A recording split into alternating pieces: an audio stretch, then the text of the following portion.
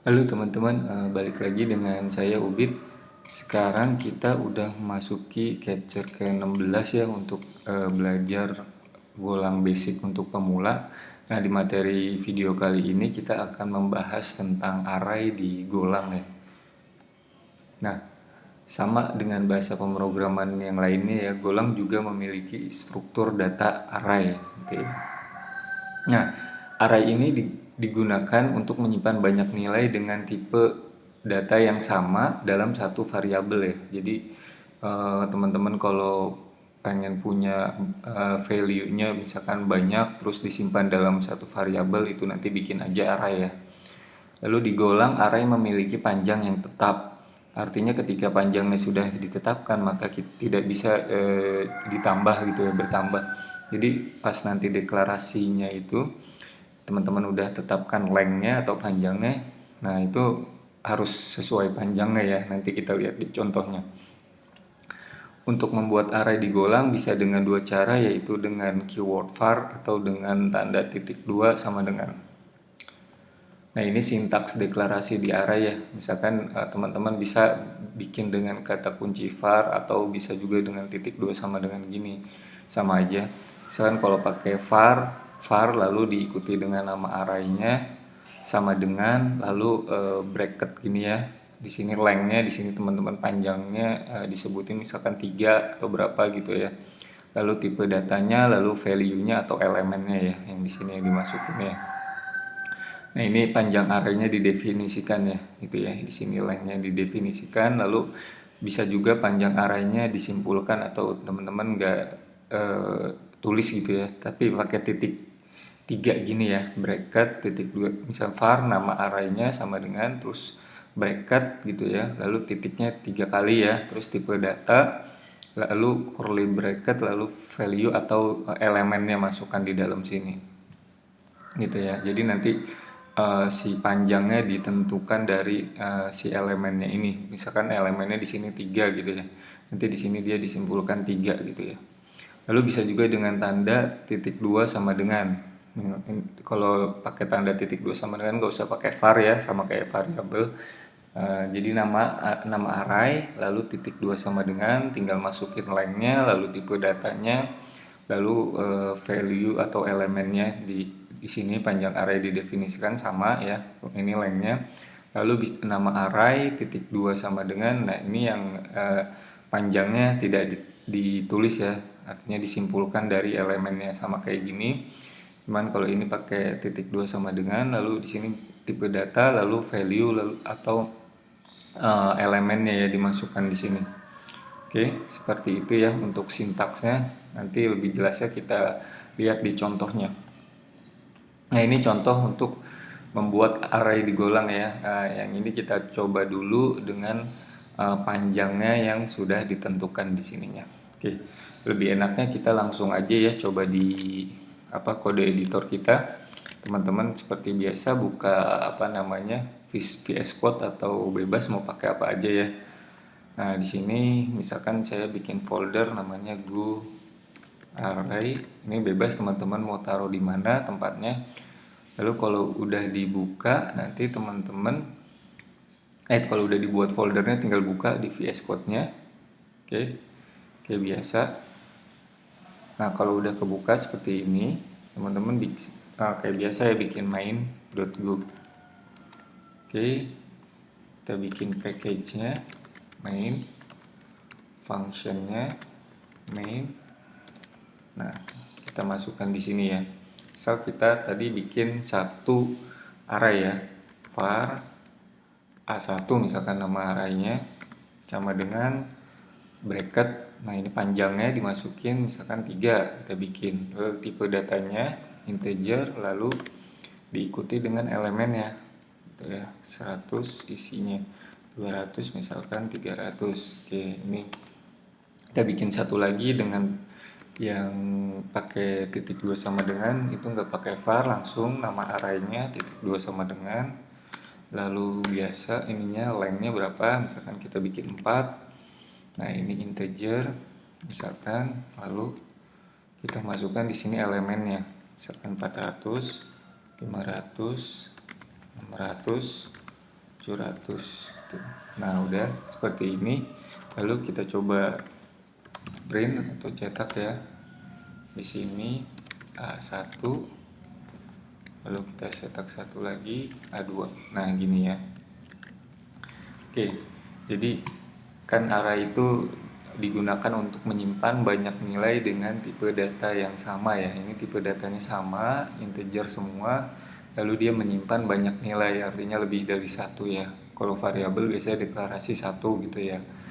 Nah ini satu kali deklarasi dia banyak nilai gitu ya. Ini sintaksnya kan tadi var diikuti dengan nama array-nya gitu ya, lalu diikuti dengan length-nya dipakai bracket ini, terus tipe datanya, lalu curly bracket di sini ininya ya, apanya namanya, value-nya ya, atau elemennya. Jadi diikuti ini elemen ke satu, kedua, ketiga gitu ya. Oke, ini juga sama, ini menggunakan yang titik dua sama dengan panjang didefinisikan. Jadi langsung nama array, titik dua sama dengan gitu ya, terus panjangnya berapa, tipe datanya, lalu di sini masukkan elemennya dalam curly bracket ini ya. Gitu ya. Oke, kalau kita coba cetak ya teman-teman ya. Go run main.go. Nah ini, jadi ini dari array yang pertama tadi A1 100, 200, 300. Yang kedua kalau kita cetak ini isinya ini ya. Kalau array seperti ini ya hasilnya ya. Jadi teman-teman nanti kalau ini kan tadi dia kalau panjangnya udah ditentukan di sini, dia nggak bisa ini ya lebih ya, misalkan ini 3, ini udah 3 kan. Coba kita contoh misalkan 400. Nah dia error tuh, ada peringatannya index is out of bound, lebih besar dari sama dengan 3 gitu ya. Sini errornya nih. Karena kalau kita udah definisikan di sini 3 ya kita harus di sini elemennya harus 3 atau value-nya harus 3 gitu ya. Kayak gitu. Oke. Udah selesai, kita balik lagi ke slide. Nah ini untuk contoh mendeklarasikan array yang kedua ya.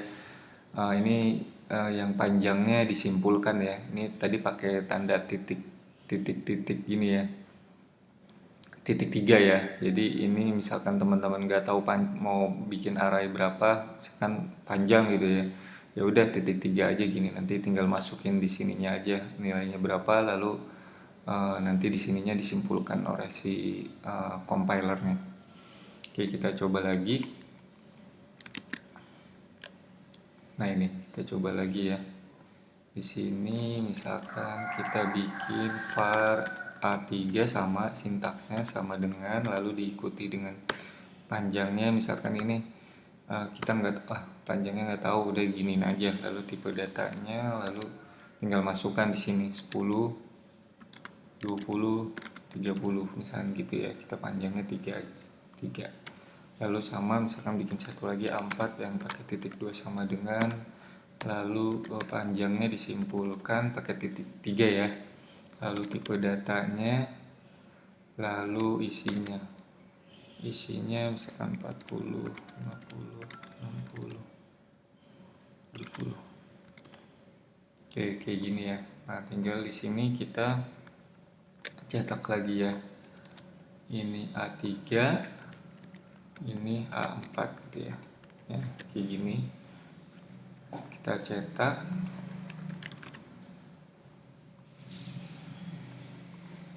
Go run main.go. Nah ini hasilnya sama 10, 20, 30, 40, 50, 60, 70 ya. Jadi ini kalau teman-teman nggak tahu misalkan mau bikin array panjangnya berapa, kasih aja titik 3 gini ya. Ini kalau misalkan kita masukin bedanya gini, dia mau ya, karena kan di sini kita nggak definisikan panjangnya ya. Jadi teman-teman bebas mau berapa gitu ya. Kayak gitu. Bedanya itu kalau yang didefinisikan di sini sama yang tidak didefinisikan ya, itu. Oke. Nah, array juga bisa ini ya, menyimpan string ya, sama aja ya. Jadi misalkan contoh gini, var kita bikin line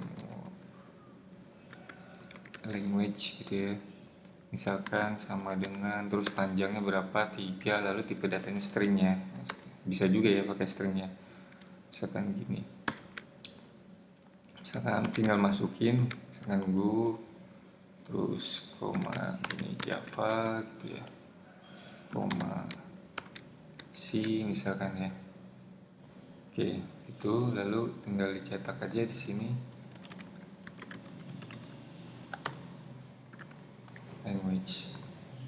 Nah, bisa ya. Jadi dia juga nggak hanya string, dia juga nggak hanya integer ya, dia juga bisa menyimpan tipe data string. Ini kalau kita jalanin. Nah, Go, Java, C gitu ya. Jadi kita membuat array dengan tipe data string panjangnya 3 gitu ya. Oke, seperti itu. Nah, sekarang kita lanjut dulu. Nah, mengakses elemen array. Nah, jadi kita bisa mengakses elemen array dengan mengacu pada nomor indeks ya, nomor indeks. Nah, digolang indeks array dimulai dari 0. Artinya 0 adalah elemen pertama, terus lalu diikuti dengan 1 adalah elemen kedua dan seterusnya. Nah, ini indeksnya itu dimulai dari 0 ya, array itu ya, teman-teman ya. Jadi 0, lalu 1, lalu 2, 3, dan seterusnya ya. Misalkan teman-teman punya nilai elemen 1000, 2000, 3000 atau seterusnya gitu ya. Nah, 1000 ini disebut dengan indeks ke 0 gitu ya. Jadi dimulai dari 0 gitu. Nah, 2000 disebut dengan indeks pertama gitu ya, ke 1 gitu. Nah, 3000 disebut dengan indeks kedua. Jadi dimulainya dari 0 ya gitu ya, dan seterusnya gitu ya. Oke, kita lihat di contoh aja ya. Nah, ini kita coba di kode editor kita lagi ya teman-teman ya, biar enak. Nah, gini, misalkan kita bikin variabel lagi ya, misalkan namanya di sini aja price misalkan. Lalu kita bikin panjangnya 3, tipe datanya integer, lalu misalkan di sini 1000. Nah, teman-teman kalau misalkan mau akses data ini kan elemen ke-1, elemen kedua, elemen ketiga, tapi kalau arraynya dimulai dari indeks ke 0 ya, berarti ini indeks ke 0, ke 1, kedua. Nah, misalkan teman-teman mau akses indeks yang 1000 nih, yang 1000 ini berarti dia indeksnya ke 0. Nah, jadi teman-teman kalau mau mengakses elemen yang 1000 itu berarti teman-teman gini, fmt titik gini. Nah, disebutkan nama arraynya price kan, lalu diikuti dengan indeksnya yang keberapa. Misalkan teman-teman mau akses yang 1000 berarti dia kan yang indeks ke 0 gitu kan, kayak gitu. Lalu selanjutnya misalkan satu lagi kita mau akses price, misalkan mau yang 3000 ini inget ya, bukan 3 ya, tapi indeksnya dimulai dari 0, 1, 2, berarti dia ada di indeks kedua. Teman-teman di sininya 2 gitu ya, di di arraynya di sini. Nah, indeksnya kedua gitu ya. Coba kalau kita print, ini kita print dulu go run main.go. Nah, ini kan 1000 dan 3000 bener ya. Yang ke 0 ini 1000 ya, indeks ke 0, lalu indeks kedua ini 0, 1, 2, ini yang 3000 gitu ya. Jadi indeksnya dimulai dari 0 ya kalau teman-teman mau akses elemen arraynya gitu ya, kayak gitu contohnya. Oke, lanjut lagi. Nah, ini teman-teman juga bisa mengubah elemen pada array ya. Jadi ini bisa dirubah nih teman-teman. Sama, dia mengubah nilai elemen array tertentu dengan mengacu pada nomor indeks. Jadi nomor indeksnya ya yang kita ubah ya. Contohnya kayak gini misalkan ya. Kita langsung aja kali ya di kode editornya. Nah, ini misalkan yang tadi aja ya. Yang tadi, nah ini kan price kita mau ubah misalkan yang ini ya 3000, kita ubah jadi, nah caranya gini teman-teman, sebutin nama ininya, arraynya, lalu indeks keberapa. Indeks dia kan ada kedua ya, 0, 1, 2, indeks kedua. Lalu kita ubah jadi berapa gitu. Misalkan 3000 kita ubah jadi 5000 gitu ya. Nah, ini kita rubah jadi 5000 gitu ya. Nah, ketika kita print, ini kan udah kita ubah nih. Oke, kita print aja ya ininya ya, price-nya aja ya. Fmt.println, kita print semuanya. Nah, gini.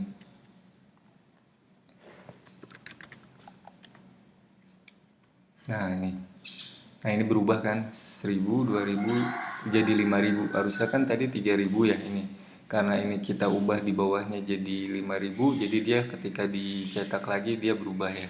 Gitu ya cara mengubah elemen pada array. Teman-teman mengacu pada ini indeksnya ya. Jadi langsung disebutin ininya, apanya, nama arraynya, lalu indeks keberapa yang mau kita ubah, 0, 1, 2, lalu diikuti dengan perubahannya. Jadi 5000, jadi 3000 kita ubah jadi 5000. Jadi ketika kita cetak dia udah berubah 1000, 2000, 5000 gitu ya. Cara mengubah elemen pada array gitu ya. Oke. Nah, kita lanjut lagi. Nah, ini inisialisasi array. Nah, jika sebuah array atau salah satu elemennya belum diinisialisasi, maka akan diberi nilai default dari tipe datanya ya. Jadi misalkan teman-teman bikin array tapi nggak diinisialisasi gitu ya, kayak gini. Kosong aja isinya. Udah, nanti dia jadi default dari tipe datanya. Misalkan ini integer ya, udah berarti isinya nanti nolnya 4 kali. Nah, ini misalkan diinisialisasi sebagian gitu ya. Dia nanti elemen ke pertama, keduanya ada isinya, lalu sisanya ketiga, keempatnya 0 gitu, 00 gitu ya. Kalau ini diisi semuanya. Coba kita coba di kode editor ya, teman-teman ya. Nah, ini misalkan kita di sini ya bikin lagi A5 gitu ya. 2 sama dengan panjangnya 4 gitu ya. Lalu di sini tipe datanya integer dan di sini elemennya nggak diinisialisasi gitu ya. Kita bikin lagi A6 di sini, misalkan di sini A7. Nah, di sini misalkan diinisialisasinya sebagian 1,2 gitu ya. 2 aja. Di sini diinisialisasi semua 3,4 gitu ya. Nah, ini kan tadi tidak diinisialisasi gitu ya. Oke, yang ini diinisialisasi sebagian. Yang ini tadi diinisialisasi semuanya. Gitu ya. Oke, kalau kita cetak di sini ya.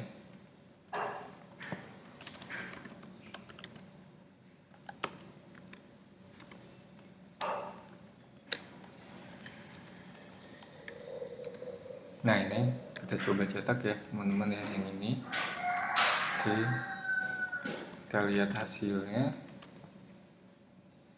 Nah, ini kalau yang A5 ini kan nggak diinisialisasi, nah maka dia akan jatuhnya ke nilai default dari tipe datanya. Kalau misalkan tipe datanya integer, dia bakal keisi 0, 0, 0, 0. Tapi kalau teman-teman di sini string, nanti isinya string kosong gitu ya, kosong aja gitu.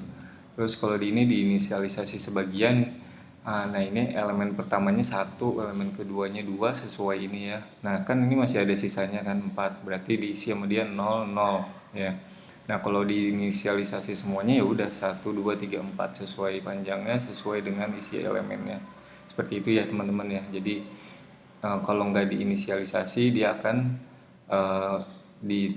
dicetak nilai default dari tipe datanya ya. Oke. Nah, sekarang kita mendapatkan panjang array nih. Untuk mendapatkan panjang array, kita bisa menggunakan function len. Nah, ini sering nih digunakan nantinya ya, kalau teman-teman bikin program gitu ya, panjang gitu ya. Nah, ini Untuk mendapatkan ini kan panjangnya ya, panjangnya ini 1 2 3 4. Nah, ini kita mau tahu panjangnya ini berapa, itu pakai fungsi len ini ya. Oke, kita coba langsung aja ya di kode editor ya teman-teman ya. Oke, nah di sini kita bikin misalkan, oh ya dari yang udah ada aja ya.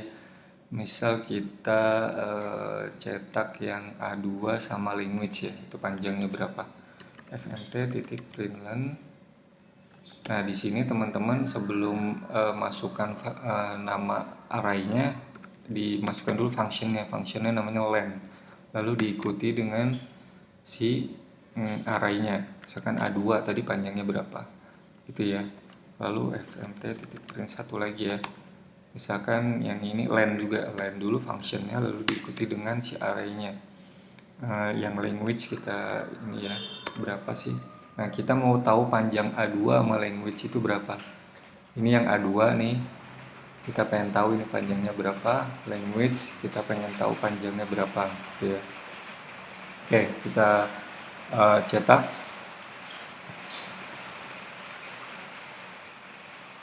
Nah, si A2 ini panjangnya adalah 4. Kalau si language ini panjangnya 3 ya. Benar ya. Nih, A2 ini panjangnya 4, ini kan 4. Tuh 2 3 4. Lalu si language ini panjangnya 3. Benar ya, ini lengthnya atau panjangnya 1 2 3 gitu ya. Panjangnya ya, Bu. Kalau indeks dimulai dari 0, kalau panjangnya dia jumlah arraynya gitu ya, beda ya. Ini, nah gini aja ya. Jadi function len untuk mendapatkan panjang dari sebuah array ya. Ini diperhatikan karena nanti sering dipakai len ini ya. Jadi masukkan function len-nya, lalu kurung buka kurung tutup array-nya gitu ya. Seperti itu aja untuk mendapatkan panjang array digolang ya.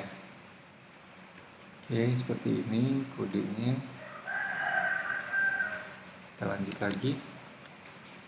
Nah, oke, cukup sekian aja teman-teman untuk materi array digolang ya. Nanti teman-teman kalau butuh source code-nya bisa ambil di sini ya. Nanti linknya juga saya taruh di deskripsi video ini sama PPT-nya juga. Nanti teman-teman tinggal akses aja. Oke. Lalu terima kasih teman-teman yang udah menonton. Jangan lupa like video ini jika teman-teman suka ya. Lalu sharing juga ke teman-teman yang lain biar kita sama-sama belajar dan ilmunya bermanfaat. Teman-teman juga boleh komen di bawah video ini, boleh komen pertanyaan atau kritik, saran atau request materi boleh ya, bebas ya. Lalu teman-teman jangan lupa subscribe channel YouTube saya karena nantinya bakal ada materi-materi selanjutnya lagi bertahap ya teman-teman ya. Jadi silahkan subscribe. Oke, gitu aja ya teman-teman. Terima kasih yang sudah menonton ya.